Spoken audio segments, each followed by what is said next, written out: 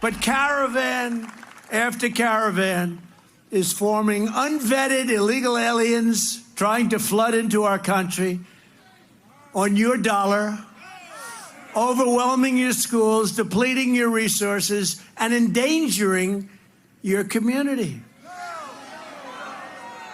Homeland Security has just confirmed that members of the lawless caravan, the one you've been watching, come from 20 different countries and include among them criminals and gang members convicted of crimes ranging from armed robbery to sexual assault. 2 years ago, the Trump administration looked to make political gains out of thousands of migrants venturing from Central American countries to the U.S. southern border in the form of a caravan in an attempt to enter the United States in an effort to curb the amount of undocumented immigrants from crossing into the U.S. The Trump administration introduced its zero-tolerance policy, which began to criminally prosecute all suspected migrants who entered the country illegally.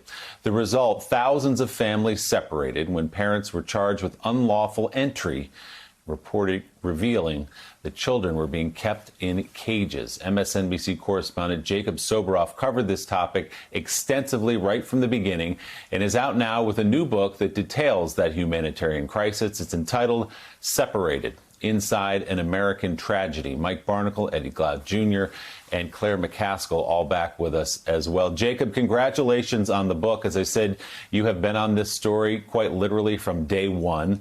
And the picture you paint in the book is a methodical effort by this administration, starting just days after President Trump's inauguration in 2017, to put in place a policy of family separation.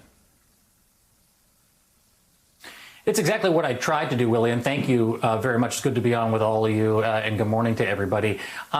You know, I was there. I saw it myself with my own eyes, and we all remember because we experienced it together. The kids under the Mylar blankets, supervised by security contractors in a watchtower, sitting there in the cages, or the 1,500 boys in that former Walmart, 250,000 square feet, allowed outside for 2 or 3 hours a day. And while I experienced this in real time, after having covered it, there were so many questions that I still had. Number one, how could this have happened in the United States of America? A systematic separation, what Physicians for Human Rights calls now today torture. It meets the clinical definition of torture of these children on American soil. And the answer is a deliberate attempt by the Trump administration to do something that no other administration had ever done before. And I basically wanted to go back and understand how we got to this point. So really the book looks, starting from 30 years ago, at the policies of the United States of America when it comes to immigration, but really how the Trump administration supersized this in a way no one had ever done before. And the results were catastrophic, were an American tragedy.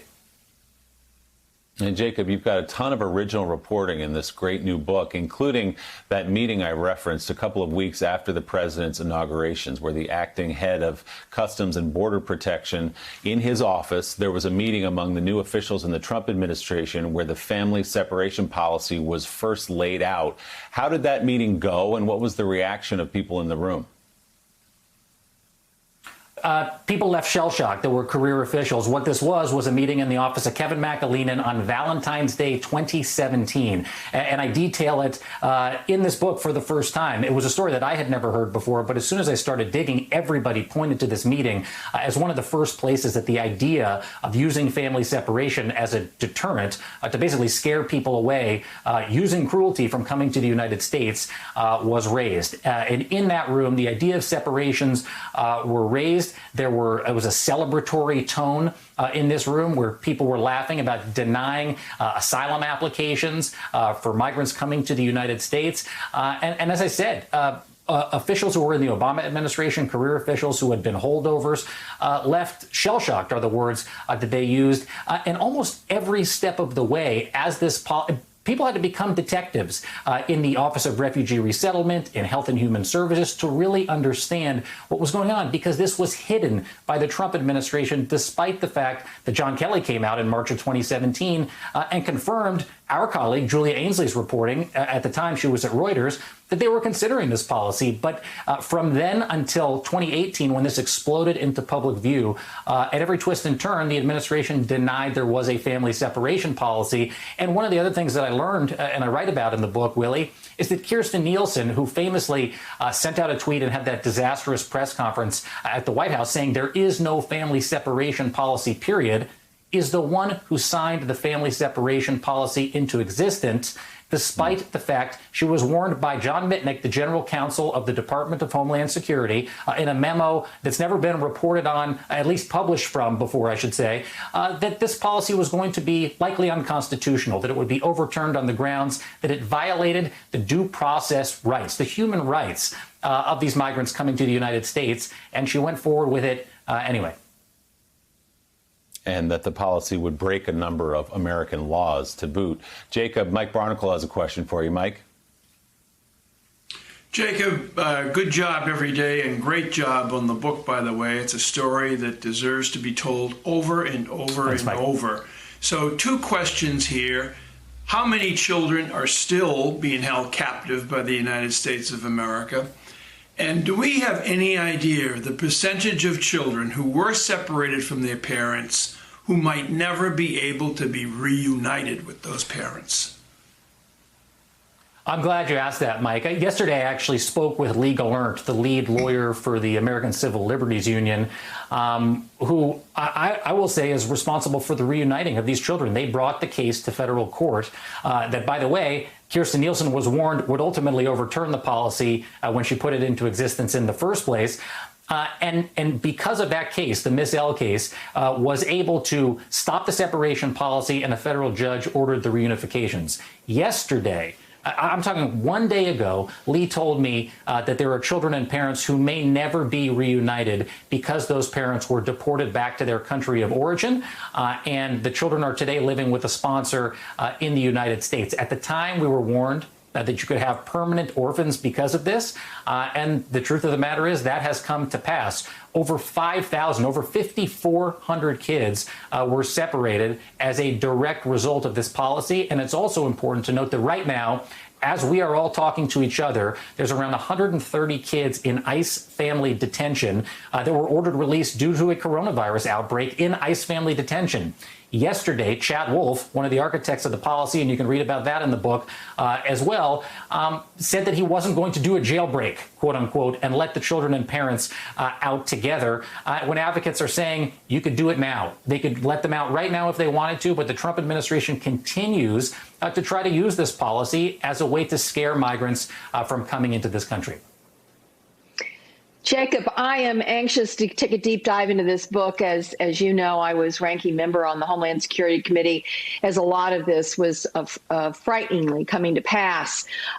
It's complicated. People probably don't realize the handoff that goes on between the Department of Homeland Security and the Department of HHS. And the fact that there's been this finger pointing back and forth, that's been hard to really tag responsibility.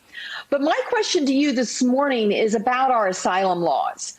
They have tried to basically blow up the law as it relates to seeking asylum in this country. How would you characterize the current status of the United States of America's asylum laws under the Trump administration? Let me put it into perspective, Senator. At the time when we were there down on the border, there were thousands, over 10,000 children in the custody of the Department of Health and Human Services here attempting to seek asylum.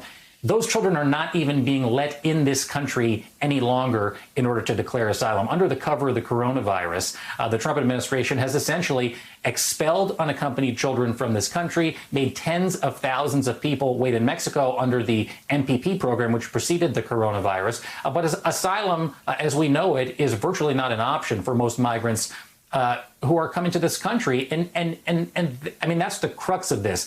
When you ask where we are today, this was 2 years ago. It feels like it was a long time ago. Things arguably today are worse than they were back then. Children are not being systematically tortured by being separated from their parents, but the trauma endures not only in those children, but the ones who are trying to get into the country today in order to seek refuge. And I write about a father and son, who I spent quite a lot of time with, who came here to do just that. And today their case is in jeopardy because of the way that the Trump administration is handling asylum. And they had to go through separations only to get to that point.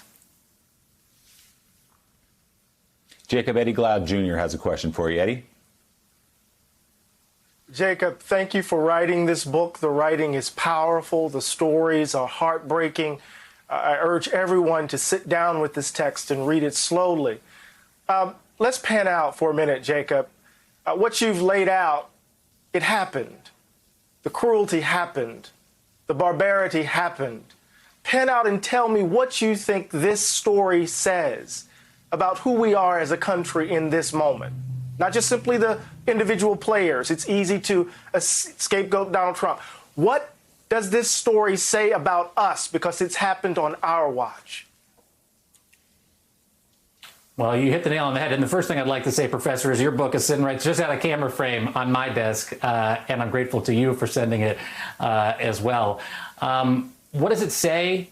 What does it say about who we are and where we are? That this is America. This is the United States of America.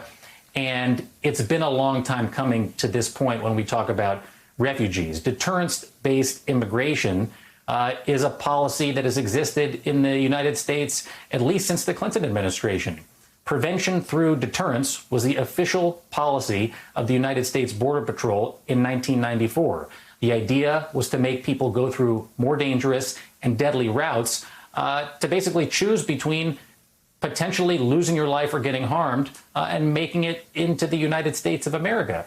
And administration after administration has used some form of this deterrence-based immigration policy. And here we are today in the Trump administration that has taken it to a place where we have never seen before. I do want to say, though, in reporting out the book and in talking to people who I didn't know at the time, there are people inside the government who are fighting back. People like Commander Jonathan White at the Department of Health and Human Services, at the time of the Department of Health and Human Services, who fought at every twist and turn with his colleagues in order to make sure that these policies did not harm children. As clinical social workers and child care professionals do, they put the best interests of the children first. And at the time, I kept saying there is no plan to reunite these children. This is a slow motion disaster. And I have to say, in some measure, I was wrong because there were plans. There were plans by people who cared. There were plans by compassionate people within our government pushing back against these type of policies, but they were stymied by the Trump administration. This was elevated to senior leaders in the Department of Health and Human Services, including Scott Lloyd, who ran the Office of Refugee Resettlement. You have to read about this in the book. His first instinct when Caitlin Dickerson's explosive New York Times expose was published was to get rid of the list of children that the department was keeping of separated kids and parents. And they would not have been able to reunite those children were it not for that list being preserved by people like Jim De La Cruz, a career official inside the Department of Health and Human Services. So while this paints a dark picture of American immigration policy over the years, Professor Glaude, there are people inside who day in and day out are fighting to make sure that we're putting those migrants and those refugees first. The new book, grounded in years of his own reporting, Separated: Inside an American Tragedy. Jacob Soboroff, congratulations on the book. Everybody's going to be reading. We're proud of you. Nice job. Thanks for checking out MSNBC on YouTube, and make sure you subscribe to stay up to date on the day's biggest stories. And you can click on any of the videos around us to watch more from Morning Joe and MSNBC. Thanks so much for watching.